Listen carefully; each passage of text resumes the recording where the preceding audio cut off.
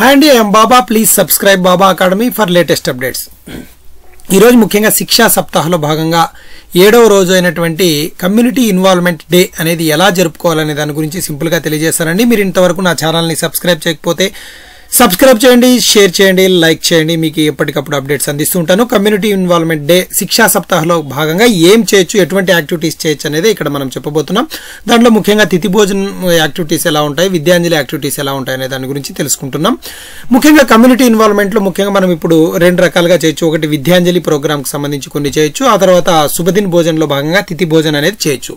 మరి శిక్షా సప్తాహలో భాగంగా వీటికి సంబంధించి ఎటువంటి యాక్టివిటీస్ చేయొచ్చు అంటే, విద్యాంజలిలో ముఖ్యంగా మనం vidyанjali.education.gov.in లోకి వెళ్ళి అక్కడ మనం విద్యాంజలి పోర్టల్లో వివిధ రకాల వాలంటీర్లు ఉంటారు. అంటే విద్యాంజలి ప్రోగ్రామ్ అంటే ఏంటి అనేది కొంచెం డీప్గా కాకుండా జస్ట్ బ్రీఫ్గా తెలుసుకుంటే ఏంటి అంటే, వాలంటీర్స్ని మనం నియమించుకోవడం, వారి యొక్క సేవల్ని, అంటే వాళ్ళు ఎటువంటి వారైనా కావచ్చు, అంటే రిటైర్డ్ అయిన వాళ్ళు కావచ్చు, ఎన్జిఓస్ కావచ్చు, ఎవరైనా కావచ్చు, సంస్థలు కావచ్చు, మన ఎడ్యుకేషన్కి ఏ విధంగా ఉపయోగపడతారు, అంటే సర్వీసెస్ ఇవ్వచ్చు, లేదంటే వాళ్ళు ఏమన్నా ఇన్ఫ్రాస్ట్రక్చర్ ప్రొవైడ్ చేయొచ్చు, అలాంటి వారిని తీసుకొని విద్యాంజలి పోర్టల్లో మనం రిజిస్టర్ చేస్తామన్నమాట. ఇది వేరే విషయం. మనం శిక్షా సప్తాహలో భాగంగా ఏం చేయొచ్చు అంటే, ఇప్పుడు చూడండి, ఇది విద్యాంజలి పోర్టల్ ఉంది. దాంట్లో మనం వాలంటీర్స్ని యాక్టివేట్ చేసింటాం.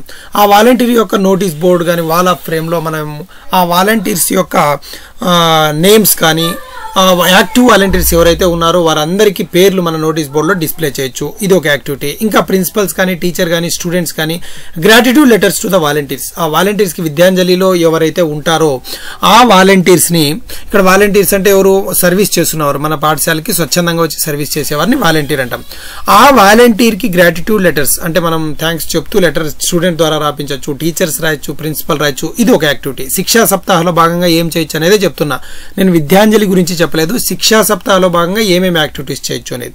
Next community awareness. అంటే కమ్యూనిటీ అవేర్నెస్ అంటే ఈ వాలంటీర్స్ ఏ విధంగా మన పాఠశాలకు కావచ్చు, లేదా స్కూల్స్ కావచ్చు, లేదా కాలేజెస్ కావచ్చు, ఎలా ఉపయోగపడుతున్నారు మనకి అని చెప్పడానికి అలాంటి ఏమైనా skits, rallies, street plays, poster making, పెద్ద లోగో విద్యాంజలి చేయించవచ్చు, chart making on volunteer activities volunteers ఏ విధంగా ఉపయోగపడారు మన పాఠశాలకు అనేది ఒక పెద్ద చార్ట్ ఏర్పాటు చేసి, ఆ చార్ట్ తయారు చేసి డిఫరెంట్ చార్ట్స్ తయారు చేసి వాళ్ళు ఈ పనులు చేస్తున్నారని చూపించవచ్చు.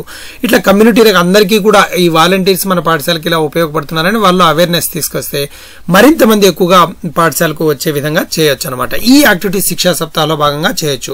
ఆ తర్వాత తిథి భోజన్ ఏంటంటే, మన ఏపీ గవర్నమెంట్ ఇప్పుడు ఏంది శుభదిన్ భోజన్ అని pmposhan.ap.gov.in ఈ వెబ్సైట్లోకి వెళ్తే దీనికి కూడా ఒక వీడియో చేశాను, చూడండి. శుభదిన్ భోజన్ అనేటువంటి ఆప్షన్ వస్తుంది. ఆ శుభదిన్ భోజన్లో ఒకరోజు అంటే ఏమి, శిక్షా సప్తాహలో భాగంగా 29వ తేదీ ఏదైతే మనం ఇవ్వదలుచుకున్నామో దాన్ని మీల్స్ అరేంజ్ చేశారా, ఎవరు వచ్చినటువంటి డోనర్ మీల్స్ అయినా అరేంజ్ చేయొచ్చు, లేదా రిఫ్రెష్మెంట్స్ ఏమైనా కానీ, బనానా కావచ్చు, లేదా సింపుల్ ఫ్రూట్స్ కావచ్చు, లేదా స్వీట్స్ కావచ్చు, ఇట్లాంటివి ఏమైనా అరేంజ్ చేశారా అనే దాన్ని ఇక్కడ రిజిస్టర్ చేసుకొని 29వ తేదీ ఆ ప్రోగ్రామ్ వచ్చే విధంగా, అక్కడ జరిగే విధంగా చేయడం.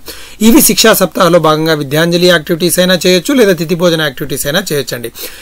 ఇవన్నీ కూడా చేస్తే మనం శిక్షా సప్తాహకు సంబంధించి 1 వీక్ లాంగ్ ప్రోగ్రామ్ అంతా కూడా కంప్లీట్ అయినట్టు. Please subscribe Baba academy for latest updates. Thank you very much.